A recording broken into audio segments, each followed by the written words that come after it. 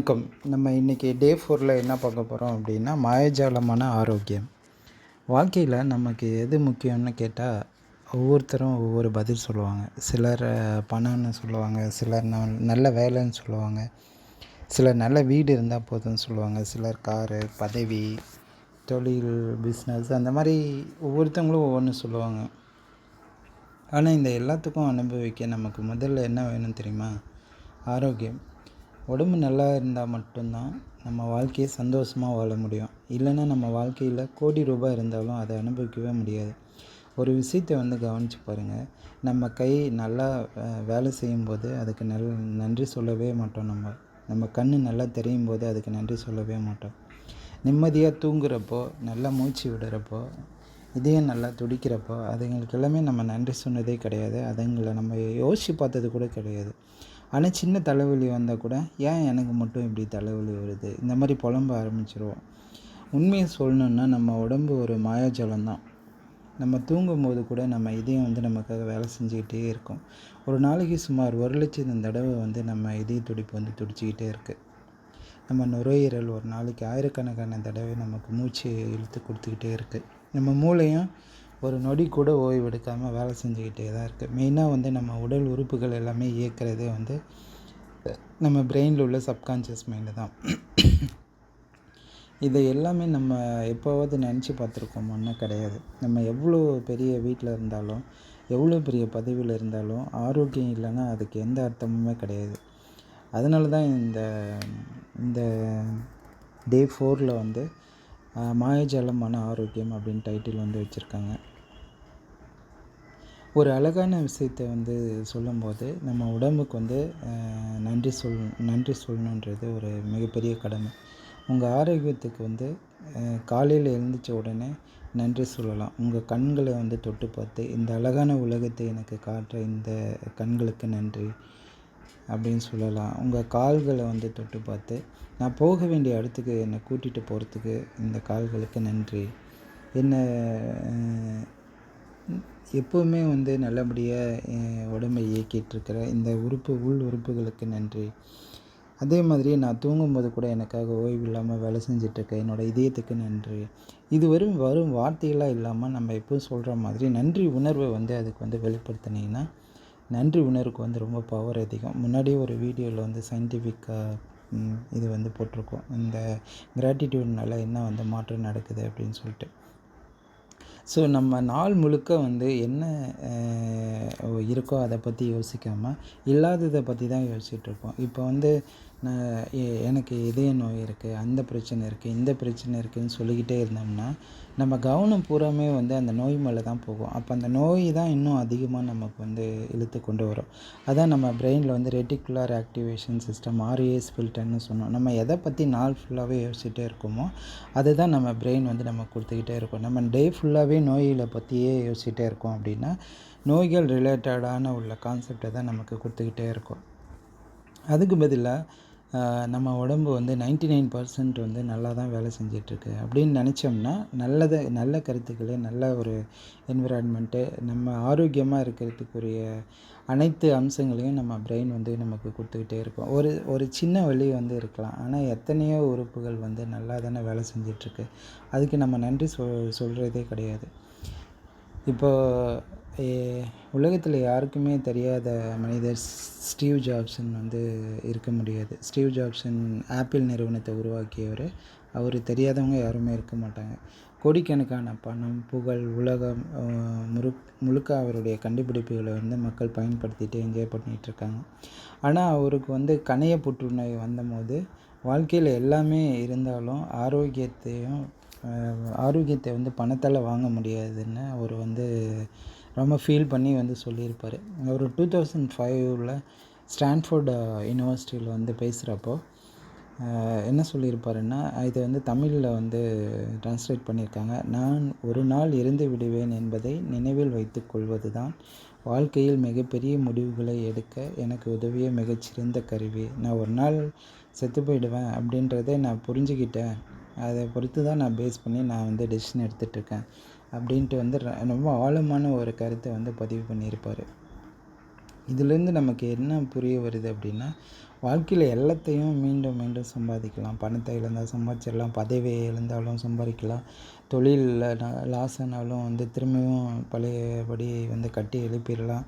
ஆனால் இழந்த நேரத்தையும் இழந்த ஆரோக்கியத்தையும் முழுமையாக திரும்ப பெறவே முடியாது. டைமும் திரும்ப வராது, ஆரோக்கியமும் நமக்கு வந்து திரும்ப வராது. அதனால தான் நம்மக்கிட்ட இப்போ இருக்கிற டைமில் நம்ம இருக்கிற உடம்பில் இருக்கிற ராஜ உறுப்புகளுக்கு எல்லாமே நன்றி சொல்லலாம். நம்மால் நல்லா நடக்க முடியுதா, அதுவே ஒரு மிகப்பெரிய ஆசீர்வாதம். நம்மால் நல்லா சாப்பிட முடியுதா, அதுவும் ஒரு ஆசீர்வாதம் தான். நம்மால் நிம்மதியாக தூங்க முடியுதா, அது ஒரு நல்ல ஆசீர்வாதம். நம்மளை நல்ல குழந்தைகளோட சிரித்து பேசி என்ஜாய் பண்ண முடியுதா, அது ஒரு நல்ல ஆசீர்வாதம் தான். இது எல்லாமே நமக்கு இலவசமாக கிடைச்ச பரிசுகள் தான். ஆனால் அதுக்கு நம்ம நன்றி சொல்கிறதே மறந்துடுறோம் எப்போவுமே. அதே மாதிரி இன்னொரு மிகப்பெரிய எழுத்தாளர் நார்மன் கசின் என்ற எழுத்தாளர் வந்து என்ன சொல்கிறாருன்னா, ஒரு கடுமையான நோயால் அவர் பாதிக்கப்பட்டு ஹாஸ்பிட்டலில் வந்து அட்மிட் ஆகியிருக்காரு. அப்போ வந்து டாக்டர்ஸ் வந்து என்ன சொல்கிறாங்கன்னா, இப்போ இனிமேல் நீங்கள் உயிர் பிழைக்கிறதுக்கு வாய்ப்பு ரொம்ப கம்மி தான் அப்படின்னு சொல்லிடுறாங்க. ஆனால் அவர் என்ன பண்ணுறாரு, ரொம்ப கான்ஃபிடெண்ட்டாக தினமும் வந்து சிரிக்கிற பயிற்சி வந்து மேற்கொள்கிறாரு. நல்ல விஷயங்களை வந்து பார்த்து அதுக்கு நன்றி சொல்ல ஆரம்பிக்கிறாரு. அவரோட உடலில் இருக்கிற உறுப்புகளுக்கு எல்லாமே நன்றி சொல்ல ஆரம்பிக்கிறாரு.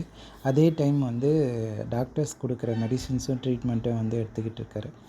அவர் வந்து பின்னாடி ஸ்லோவாக குணமாகி என்ன எழுதுகிறாருன்னா, சிரிப்பும் நேர்மறையான உணர்வுகளும்ன்ற ஒரு புக்கில் வந்து அவர் எழுதுகிறாரு. என்னன்னா, என்னோடய குணமடைகிறதுக்கு மிகப்பெரிய பங்கு வகித்தது என்னுடைய கிராட்டிடியூடு தான் அப்படின்னு சொல்லிட்டு அந்த இதில் ரொம்ப அழகாக எழுதியிருப்பார். இந்த கதை சொல்ல வர்றது என்னென்னா, நன்றி உணர்வு எல்லா நோய்களையும் மாயஜாலமாக குணப்படுத்திடும் அப்படின்னு சொல்ல முடியாது. ஆனால் நம்ம மனசுக்கும் உடலுக்கும் இருக்கிற தொடர்பு வந்து ரொம்ப மிகப்பெரியது. நம்ம கிராட்டிடியூட் சொல்ல நம்மளோட மனசு வந்து ரொம்ப வலிமையாகும். ரொம்ப சந்தோஷமாக இருக்கும் போது நம்ம உடம்புல பல மாற்றங்கள் வந்து நடக்கும். ரொம்ப கிராட்டிடியூடை எக்ஸ்ப்ரெஸ் பண்ணும்போது நம்ம பிரெயினில் வந்து பிரெயின் ரீவயரிங் பேட்டர்ன் வந்து நடக்கும். ஸோ அதனால் ஸ்ட்ரெஸ் வந்து குறையும், நல்ல தூக்கம் வந்து அதிகமாகும். ரொம்ப நல்ல தூக்கம் வரும்போது நம்மளோட பாடி வந்து நேச்சுரல் ஹீலிங் நடந்து அதுவே நம்ம பாடியை வந்து குணப்படுத்திக்கிற திறமையை வந்து அதுவாக வளர்த்துக்கும். இதுக்கும் மேலே நம்ம உடம்பை பற்றி சில நல்ல வார்த்தைகளும் வந்து டெய்லியும் பேசலாம். இப்போ எப்படி பேசலாம்னா, நான் நாளுக்கு நாள் ஆரோக்கியமாகிக் கொண்டிருக்கிறேன். என் உடல் என்னை குணப்படுத்தி கொண்டிருக்கிறது. என் உடம்பின் ஒவ்வொரு செல்லுக்கும் நான் நன்றி சொல்கிறேன். நான் ஆரோக்கியமாகவும் மகிழ்ச்சியாகவும் வாழ்கிறேன். அந்த மாதிரி தினமும் வந்து நீங்கள் சொல்லிகிட்டே வரும்போது ஒரு சின்ன டைம் கிடைக்கும்போது இந்த இதை நீங்கள் எக்ஸ்ப்ரெஸ் பண்ணிங்கன்னா உங்கள் பாடியில் உள்ள ஒவ்வொரு செல்ஸும் ரீப்ரோக்ராமிங் ஆகும். உங்கள் ப்ரோட்டீன்ஸ் அண்ட் பாடியில் உள்ள செல்ஸு மாலிகூல்ஸ் எல்லாமே வந்து கிராட்டிடியூட்னால ரீப்ரோக்ராமிங் நடந்து உங்கள் பிரெயின் வந்து ரீவயரிங் நடந்து பாசிட்டிவ் திங்ஸ் வந்து நடக்க ஆரம்பிக்கும் உங்களுக்கு. அதே மாதிரி உங்கள் இதயத்தை மேலே கையை வச்சுட்டு ஒரு நல்ல கிராட்டிடியூட் வந்து சொல்லலாம். நான் பிறந்த நாள் முதல் இப்போது வரைக்கும் எனக்காக ஓயாமல் வேலை செய்து கொண்டிருக்கும் என்னுடைய இருதயத்துக்கு நன்றி. அதுக்கப்புறம் உங்கள் கண்களை தொட்டு பார்த்து நன்றி சொல்லலாம். உங்கள் 2 கைகளையும் பார்த்து என் 2 கைகளுக்கும் நன்றி. என் குடும்பத்தை பார்த்து கொண்டிருக்கும், என் குடும்பத்தை காப்பாற்றிட்டு இருக்கிற, என்னோடய கனவுகளை அடையாளம் காண்ற உதவுகிற என்னோடய கைகளுக்கு நன்றி. அந்த மாதிரி சொல்லலாம். இந்த மாதிரி சின்ன பயிற்சி வந்து நீங்கள் டெய்லியும் வந்து சொல்லும் போது, சின்ன கேப் கிடைக்கும் போது சொல்லும் போது உங்களோட பிரெயின் வந்து ரீவயரிங் ப்ரோக்ராம் பேட்டர்ன் வந்து நடக்கும். எப்போவுமே வாழ்க்கையில் வந்து இல்லாததை பற்றி நம்ம கவலைப்படுற நேரத்தில் கொஞ்சம் இருக்கிறதுக்கு நம்ம நன்றி சொன்னோம்னா அது நேரத்தை வந்து நம்ம நன்றி சொல்கிற நேரத்தை வந்து அதிகப்படுத்தும். உங்களோட உடம்பு வந்து உங்களுக்கு எதிரி கிடையாது. அது உங்களுக்கு வந்து ஒரு மிகச்சிறந்த நண்பன் தான். உங்களுக்கு ஒரு நாளைக்கு 24 மணி நேரமும் வேலை செய்கிற இந்த அற்புதமான உடம்புக்கு தினமும் 1 நிமிஷமாவது வந்து நன்றி சொல்லுங்கள். காலையில் எந்திரிச்ச உடனே உங்களுடைய ஆரோக்கியத்தை பற்றி குறைந்தது ஒரு 4 விஷயத்துக்காக நன்றி சொல்லுங்கள். காலையில் எந்திரிச்ச உடனே நீங்கள் நல்லா ப்ரீத் பண்ணுறீங்க, அந்த காற்றுக்கு வந்து நன்றி சொல்லலாம். இல்லை நல்லா ஆரோக்கியமாக ஃபீல் பண்ணுறீங்க, அந்த என்விரான்மெண்ட்டை கொடுத்ததுக்காக நன்றி சொல்லலாம். இந்த மாதிரி அதுக்கப்புறம் உடம்புல ஏதாவது வலி இருக்கிற இடத்துல கையை வச்சுக்கிட்டு ஆரோக்கியம் என்னும் பரிசு என்னை உயிருடன் வைத்திருக்கிறது அப்படின்னு நீங்கள் சொல்லலாம். எங்கேயாவது ஒரு லைட்டாக கையிலையோ கால்லையோ எங்கேயாவது வலி இருந்ததுன்னா அந்த இடத்துல நீங்களே வந்து ஹீல் பண்ணலாம். ஆரோக்கியம் எனும் பரிசு என்னை உயிருடன் வைத்திருக்கிறது. இதற்கு நன்றி, நன்றி, நன்றி. அந்த மாதிரி நீங்கள் மனசார வந்து சொல்லி ஹீல் பண்ணலாம். ஸோ இன்றைக்கி ஃபுல்லாகவே வந்து உங்களுக்கு டைம் கிடைக்கும் போது எல்லாமே வந்து உங்கள் உடல் உறுப்புகளுக்கு, உங்கள் ராஜ உறுப்புகளுக்கு வந்து மனமார வந்து நன்றி சொல்லுங்கள். அதே மாதிரி இன்றைக்கி தூங்க போகிறதுக்கு முன்னாடி இந்த மாதிரி வந்து சொல்லுங்கள். என் உடலின் ஒவ்வொரு செல்லுக்கும் நான் நன்றி சொல்கிறேன். நான் நாளுக்கு நாள் மேலும் ஆரோக்கியமாகவும் மகிழ்ச்சியாகவும் வாழ்கிறேன் அப்படின்னு இன்றைக்கி வந்து நீங்கள் தூங்குறதுக்கு முன்னாடி சொல்லுங்கள். அதே மாதிரி எப்பவும் போல் தூங்குறதுக்கு முன்னாடி இந்த மாயஜால கல்லை உங்கள் கையில் வச்சுக்கிட்டு இன்றைக்கி நடந்த ஏதாவது ஒரு நல்ல விஷயத்தை யோசித்து அந்த நல்ல விஷயத்துக்காக நன்றி சொல்லணும். மீண்டும் நாளைக்கு ஒரு நல்ல பதிவில் வந்து சந்திக்கலாம். நன்றி, வணக்கம்.